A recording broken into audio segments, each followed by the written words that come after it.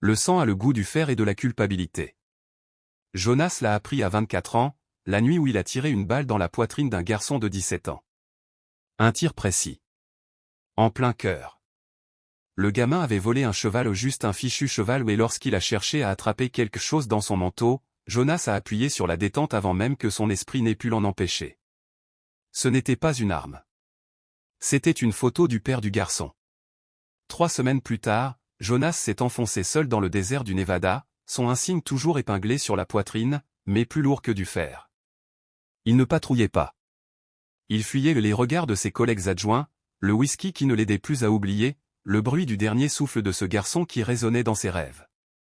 Il ne s'attendait pas à trouver le salut en saignant à côté d'un cheval mort sous un ciel rempli de vautours. Mais parfois, la rédemption vient enveloppée de poudre à canon et de péché.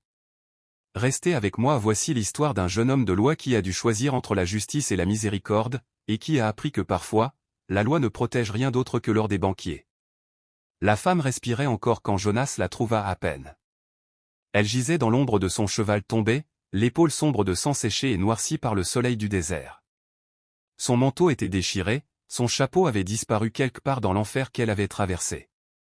Même à moitié morte, quelque chose en elle fit que la main de Jonas se posa sur son étui, une immobilité de prédateur, une veuve noire attendant dans sa toile. Ses yeux s'ouvrirent lorsque son ombre passa sur son visage, des yeux sombres et fatigués qui avaient vu des hommes saigner sans ciller.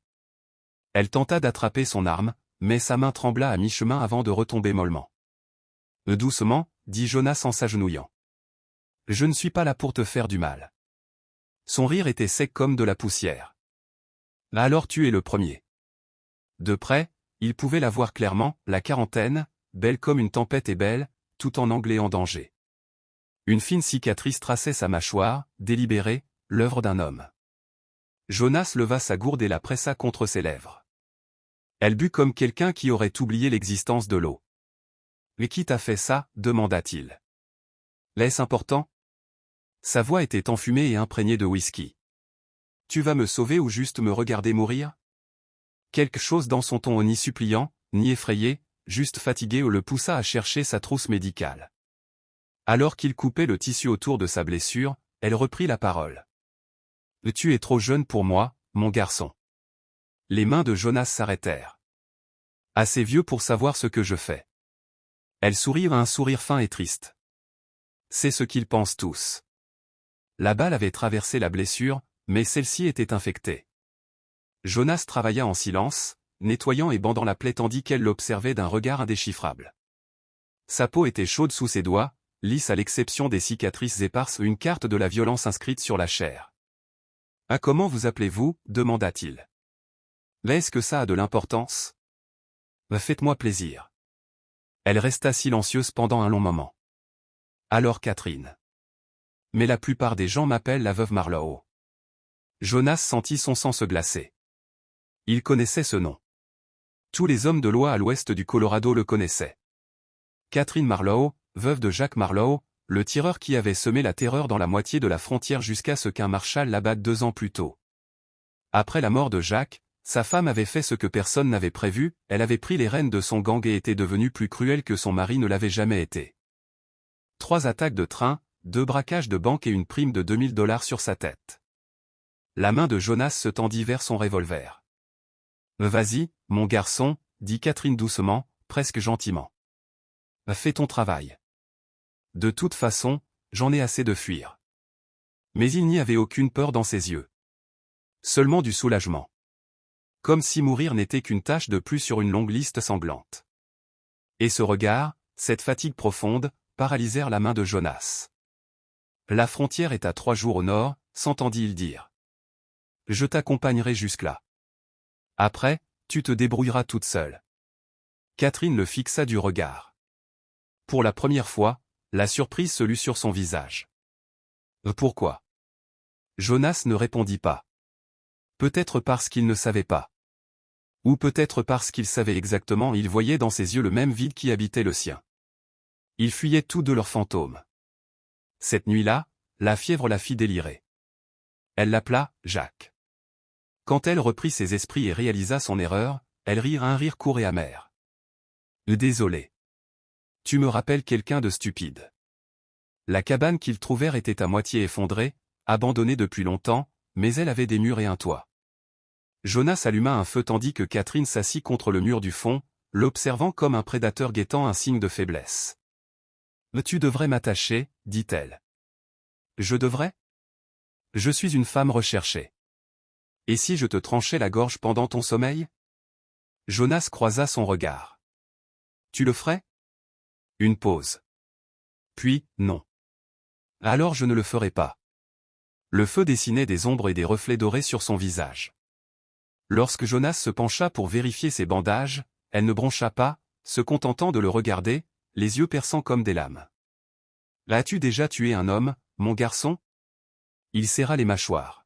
« Oui. »« Quel âge avais-tu ?»« 24 ans. »« Quel âge avait-il ?» Les mains de Jonas s'immobilisèrent. 17 ans. Catherine resta silencieuse un instant, puis dit d'une voix plus douce, « Qu'avait-il fait ?» Il avait volé un cheval. Il a tendu la main vers quelque chose. J'ai cru. Sa voix se brisa. J'ai cru que c'était une arme. C'en était une. Non. Sa main trouva la sienne, rugueuse, calleuse, chaude. Alors peut-être comprends-tu, dit-elle doucement, pourquoi j'ai cessé de croire que la loi protège quiconque, à part les hommes riches. Cette nuit-là, ils partagèrent une seule couverture. Le froid du désert s'infiltrait par les fissures, et Jonas se réveilla pour la trouver frissonnante, brûlante de fièvre. Sans réfléchir, il la serra contre lui, partageant sa chaleur. Au début, elle était raide, comme un animal peu habitué à la gentillesse. Puis elle expira lentement. « Ne t'attache pas, mon garçon, murmura-t-elle dans l'obscurité. Je suis déjà morte. Jonas ne dit rien, il la serra simplement plus fort. Le deuxième jour, ils chevauchèrent lentement, évitant les sentiers principaux. Catherine était assise derrière lui sur le cheval, silencieuse, ses bras légers autour de sa taille, son souffle chaud contre son dos. Ses bras autour de sa taille. Son souffle chaud contre son cou. Cela ressemblait dangereusement à quelque chose de tendre. Jacques était tout ce que les histoires racontaient, murmura-t-elle pendant qu'ils chevauchaient. Charmant. Mortel. Il pouvait tirer sur les boutons du manteau d'un homme à 50 mètres et vous faire rire en le faisant. Sa voix s'évanouit, douce sous le poids du souvenir. Mais il m'aimait comme un homme aime un beau pistolet et quelque chose à polir, à exhiber, à utiliser. Jonas regarda devant lui. « Pourquoi êtes-vous resté ?»« Parce que je l'aimais. Parce que j'étais jeune et stupide, et que je pensais que l'amour était censé faire mal. » Le silence s'installa entre eux, seulement rompu par le craquement du cuir de la selle et le cri lointain d'un faucon. Après sa mort, poursuivit-elle, ces hommes pensaient que le gang allait se disperser. Ils ne s'attendaient pas à ce que je prenne les choses en main. « Pourquoi l'as-tu fait ?» demanda Jonas. Elle serra légèrement ses bras autour de lui. « Parce que j'en avais assez d'être la veuve de Jacques Marlowe. J'y voulais être Catherine, juste Catherine. Même si cela signifiait devenir un monstre. » Ce soir-là, ils s'arrêtèrent près d'un petit ruisseau. Jonas alla remplir leur gourde. Quand il revint, Catherine était accroupie près de sa sacoche, tenant dans sa main un objet métallique qui brillait. Elle remarqua son regard et referma rapidement le rabat. Aucun des deux ne dit mot. Cette nuit-là, dans un saloon d'une ville frontalière, ils prirent une chambre, une seule. Catherine était trop faible pour dormir à nouveau à la belle étoile. Pendant qu'elle se lavait derrière un drap suspendu, Jonas s'assit de dos, à l'écoute du ruissellement de l'eau et du frottement du tissu contre la peau. Son esprit peignait ce que ses yeux ne pouvaient voir, la ligne de son dos, les cicatrices le long de ses épaules, l'eau traçant la carte de son passé. Quand elle sortit, vêtue d'une chemise blanche propre, ses cheveux noirs lâchés autour de son visage, elle semblait plus jeune, plus douce. Elle s'assit sur le bord du lit et tapota l'espace à côté d'elle. « Bois avec moi, mon garçon. » Ils se passèrent la bouteille, la lumière ambrée vacillant sur leurs visages fatigués. Puis elle posa la question qu'il redoutait. « Pourquoi m'as-tu aidé ?» Jonas but une gorgée avant de répondre. « J'ai tué un gamin. Il avait 17 ans. Il s'appelait Tommy Wade. Il avait volé un cheval parce que sa mère était malade et avait besoin d'un médecin. Et je l'ai abattu parce que j'avais peur, et que j'étais trop fier pour l'admettre. » Il fixa le sol. « Je ne sais même plus si je suis encore un homme de loi, ou juste un homme parmi d'autres qui fait ce qu'on lui dit de faire. » La main de Catherine trouva la sienne, son toucher léger, rassurant. Alors peut-être que tu n'es qu'un homme, dit-elle doucement. Et ça suffit. Ils étaient assis côte à côte, l'air entrechargé d'une tension plus dangereuse que la poudre à canon. Catherine se tourna vers lui, si près qu'il pouvait compter ses cils. « Tu devrais partir, murmura-t-elle. Avant de faire quelque chose que tu regretteras. Et si je ne le regrette pas ?» Leurs lèvres se rencontrèrent, ou peut-être l'une trouva-t-elle l'autre en premier, peu importait. Ce qui importait, c'était le whisky, la chaleur, le petit bruit qu'elle fit lorsqu'il la serra contre lui. Puis elle s'écarta, les yeux écarquillés, presque effrayés. « Pas encore, murmura-t-elle. Pas comme ça. Tu mérites mieux qu'une femme couverte. D'argent sale. » Avant que Jonas n'ait le temps de répondre, elle se leva et sortit. Il entendit ses bottes dans l'escalier, descendant vers le saloon en contrebas. Il ne la suivit pas, restant assis sur le bord du lit, savourant son goût sur ses lèvres, sachant qu'il était déjà perdu. Le matin arriva avec des coups de feu. 3 chasseurs de primes firent irruption dans le saloon, des hommes rudes, aux regards vides, aux mains rapides. Quelqu'un avait reconnu Catherine. Jonas était dans l'écurie lorsque les coups de feu retentirent. Il courut vers le bruit, le cœur battant à tout rompre, et enfonça les portes d'un coup de pied. Catherine était accroupie derrière une table renversée, son revolver fumant. Un homme était déjà à terre. Les 2 autres s'étaient réfugiés derrière le bar, rechargeant rapidement leurs armes. Son regard croisa le sien à travers la pièce. « Sors d'ici !» Au lieu de cela, Jonas dégaina et tira. Le chasseur le plus proche s'effondra, une balle lui transperçant la poitrine. Le 3e se retourna pour s'enfuir, mais Catherine lui planta une balle entre les omoplates avant qu'il n'ait fait 3 pas. Le silence tomba lourd comme de la poussière. Elle se leva lentement, le pistolet toujours levé, le visage pâle et vide. Ce n'était pas de la légitime défense. C'était une exécution froide, nette, efficace. Jonas la fixa, la vit vraiment. Ce n'était pas une femme brisée fuyant ses démons, mais une tueuse, la mort inscrite dans ses os. « Et il faut partir, dit-elle d'un ton neutre. Ils partirent au galop, laissant les corps aux mouches-points à au bout d'une heure, l'une des sangles de la selle de Catherine se rompit. Son sac tomba au sol, répandant de petits lingots brillants sur le sable. Jonas s'arrêta net, les yeux écarquillés. Union Pacific Railroad estampillé en lettres dorées. « Tu transportais de l'or volé depuis tout ce temps, dit-il. Catherine est descendue de cheval et s'est agenouillée pour ramasser les lingots avec des mains tremblantes. Oui. Pourquoi? Elle a levé les yeux vers lui et, pour la première fois, il a vu une véritable peur. Pas la peur de la mort, ni la peur de lui, mais la peur de ce qui l'attendait au-delà de la frontière. Jacques est mort en laissant une dette de $5000 à un chef de cartel au sud de Juarez. Si je ne paie pas, ils tueront ceux qui restent de mon peuple, les hommes qui sont restés loyaux. Alors tu voles des trains. Je fais ce que je dois faire. Sa voix se brisa. Tu crois que je voulais ça? Jacques ne m'a laissé que son nom et ses dettes. Cet or, c'est ma seule issue. Payer la dette, les sauver et disparaître.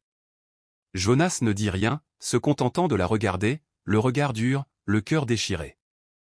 Alors pourquoi ne m'as-tu rien dit? Parce que tu es un homme de loi. Ses yeux brillaient de larmes. Parce que tu m'as touché comme si j'étais une personne. Pour la première fois en 10 ans, quelqu'un m'a regardé et m'a vu. Pas la veuve de Jacques Marlowe. Pas la femme recherchée. Juste Catherine. Quelque chose se brisa dans la poitrine de Jonas. Il s'approcha d'elle et prit son visage entre ses mains. Je te vois, dit-il doucement. Tout entier. Et je ne te laisserai pas porter ce fardeau toute seule. Tu es trop jeune pour gâcher ta vie pour quelqu'un comme moi. Il sourit faiblement. Peut-être que je suis juste fatigué d'obéir à des lois écrites pour protéger l'or des hommes riches. La cabane près de la frontière devint leur dernier refuge. Demain, elle passerait au Mexique. Cette nuit était tout ce qu'ils avaient. Elle se tenait près du feu, détachant lentement son ceinturon, le laissant tomber. Puis son manteau. Sa chemise. Chaque vêtement tombait comme une armure dont elle n'avait plus besoin. Jusqu'à ce qu'elle se tienne devant lui, cicatrice comprise. Jonas ne pouvait détourner le regard. « Reste avec moi », murmura-t-elle. « Juste cette nuit. Il traversa la pièce en 3 enjambées. Leur premier baiser fut avide, désespéré, toute la peur, le désir et la solitude des jours passés se déchaînant entre eux. Ses mains s'emmêlèrent dans ses cheveux, ses ongles s'enfoncèrent dans ses épaules. Quand ils tombèrent sur le lit de camp, c'était avec l'urgence de personnes qui savaient que demain les séparerait. Mais alors, quelque chose changea. Les mains de Catherine s'adoucirent contre son visage, ses baisers ralentirent, s'intensifièrent. Quand Jonas la regarda dans les yeux, il vit des larmes. « Il dit mon nom » murmura-t-elle. « Catherine. » Elle haleta comme s'il avait touché quelque chose enfoui au plus profond de son âme. Ils firent l'amour lentement après cela, non pas comme des fugitifs ou des étrangers, mais comme 2 personnes essayant de se rappeler ce que c'était que d'être humain. Jonas suivit chaque cicatrice avec ses lèvres, lui murmurant à l'oreille qu'elle était belle, qu'elle était bonne, qu'elle méritait de la douceur. Et Catherine pleura, car personne ne l'avait jamais aimée ainsi auparavant. Pas avec avidité, mais avec révérence. Pas comme quelque chose à posséder, mais comme quelque chose à pardonner. Quand il s'enfonça en elle, ses mains agrippèrent son dos, sa voix se brisa en prononçant son nom. Et lorsqu'elle jouit, ce fut avec un cri qui exprimait 10 ans de solitude et de perte. Après, ils restèrent allongés enlacés près du feu mourant, peau contre peau, leur cœur battant à l'unisson. « Que se passera-t-il demain » demanda-t-elle doucement. « Tu traverseras la frontière » répondit-il. « Je rentrerai. Puis, plus doucement, je m'en souviendrai. Je me souviendrai de toi. » Elle embrassa son front, tendrement, comme une prière. « Trop jeune » murmura-t-elle. « Mais peut-être le meilleur homme que j'ai jamais connu. » L'aube arriva trop tôt. Catherine était déjà habillée lorsque Jonas se réveilla, sa sacoche était prête, son ceinturon attaché. Elle ressemblait à nouveau à la hors-la-loi que le monde craignait, froide, intouchable à l'exception de la douceur dans ses yeux. Sur la table, elle avait laissé une petite pochette en cuir. À l'intérieur, la moitié des lingots d'or et une note écrite d'une écriture grossière. Pour la famille du garçon. Tu m'as sauvé à plus d'un titre. Il sait. La vue de Jonas se brouilla. Elle se tenait maintenant à la porte, la main sur le cadre, sans se retourner. « Ne me suis pas » dit-elle doucement. « Ne viens pas me chercher. Contente-toi de vivre. »« Je te reverrai » demanda-t-il. Silence. Puis elle se retourna, souriant fatigué, mais sincère. « Tu es trop jeune pour moi, mon garçon. Mais peut-être, dans une autre vie. » Elle monta sur son cheval et partit vers la ligne dorée du Mexique. Jonas la regarda jusqu'à ce qu'elle ne soit plus qu'une ombre contre le soleil. Puis plus rien du tout. Cet après-midi-là, il se rendit à la ferme des Wade. Madame Wade lui ouvrit la porte, une femme fatiguée, le visage marqué par le chagrin. Jonas ne dit rien, se contenta de déposer la bourse d'or dans ses mains et s'éloigna avant qu'elle n'ait le temps de parler. Il ne retourna jamais chercher son badge. Au lieu de cela, il partit vers l'ouest, vers des terres sans loi ni frontières, vers un horizon qui n'offrait aucune réponse, mais promettait suffisamment de liberté pour les chercher. Et parfois, lorsque le vent du désert soufflait dans la bonne direction, il jurait qu'il pouvait encore entendre son rire. Voilà l'histoire d'un jeune homme de loi qui apprit que justice et miséricorde ne sont pas toujours synonymes. Et d'une hors-la-loi fatigué qui lui enseigna que la rédemption vient parfois en endossant les péchés d'autrui. Si cette histoire vous a ému, laissez un j'aime et partagez-la avec quelqu'un qui croit encore aux secondes chances. Dites-moi dans les commentaires d'où vous écoutez cette histoire. Je veux savoir où des histoires comme celle-ci trouvent leur place. Et si vous avez envie d'autres récits d'amour désespéré et de choix dangereux, abonnez-vous. Car ici, dans l'Ouest, chaque coucher de soleil apporte un nouveau pêcheur en quête de salut. À la prochaine, et roulez prudemment.